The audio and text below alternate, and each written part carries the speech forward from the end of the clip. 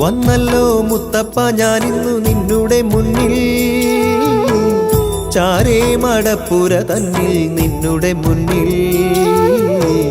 നീ മാത്രമാകുന്നു ഞങ്ങളുടെ ജീവിത ഭാഗ്യം.